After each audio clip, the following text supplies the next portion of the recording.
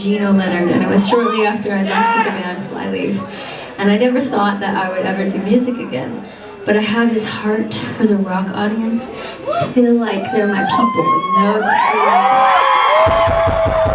Just feel like, you know, I feel understood, you know? The rock audience is like, the religion is lied to you and society's lied to you, and you're like, I don't believe any of you guys, and who's gonna scream about the injustice going on in those things?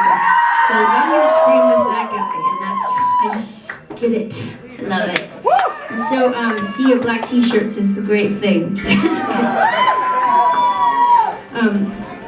But when I left Flyleaf, I remember one of the hardest things was the thousands of emails that I got from our fans, you know, and just saying how the music helped them through something really, really heavy and hard to get through, and I was so, the thing was, I was just like, I just want to stay connected somehow. And so when he called me, he's like, hey, do you want to write some lyrics and sing for this song for the Underworld soundtrack, which is about,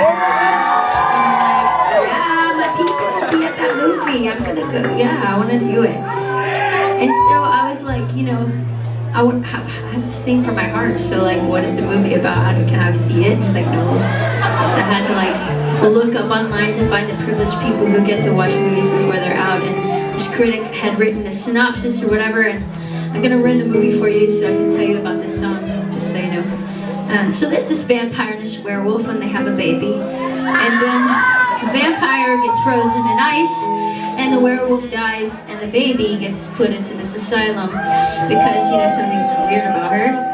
And so the mom, after 16 years, wakes up from the ice, and she realizes I have this baby, and I gotta go tell her that she's the most powerful creature on the planet. She has to know who she is.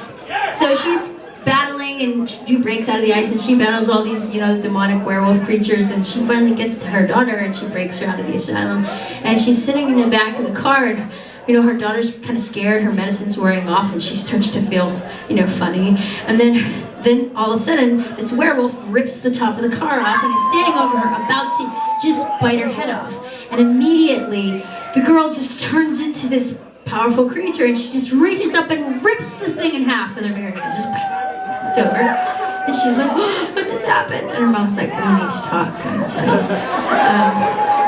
And so I was like, you know, this reminds me of Jesus.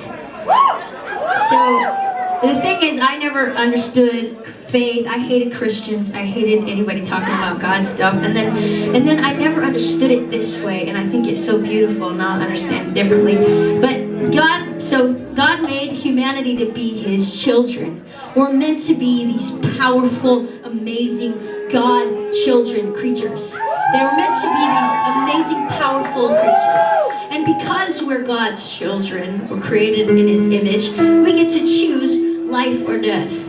And He's hoping we're going to choose life, and instead we choose death. And for generations, and we pass it on, and then we die a little more, and we die a little more, and we don't know who we are. And we get foggy, you know, like the girl was sedated or whatever, and we don't know why we're so restless and all this. And then God's just brokenhearted that His children don't know who they are. They don't know how powerful they are. They don't know what they're created for. So He's like, you know what? I'm just going to become a man. And I'm going to show them what it means to be a child of God. So Jesus comes, and He's powerful, and He stands up to religious hypocrites, and He stands up to the society, and He's just, and He's merciful, and He's kind, and He's awesome and miraculous. And then He says, oh yeah, they chose death, they deserve death. So guess what I'm going to do? I'm just going to take care of that. I'm going to die in their place. And when because I didn't choose death, I will overcome it. So I'm going to die, and His creation sitting there murdering Him. He allows these people who have chosen death, and they decide to murder Him. So He's being murdered on the cross by His own creation, and the devil's sitting there going, they're not going to choose you. They're going to spit on you.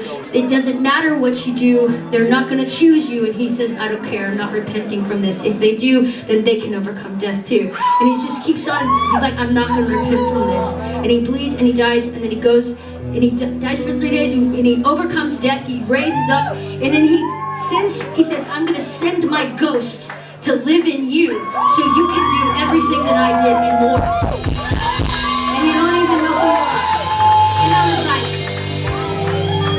is about this vampire movie, and it's double meaning. Heavy Praise with the name of it.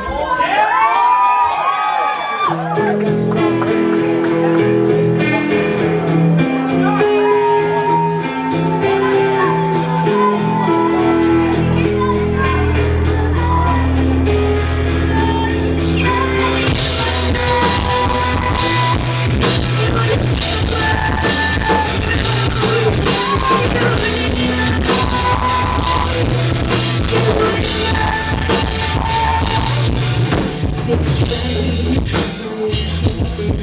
hurry, flash.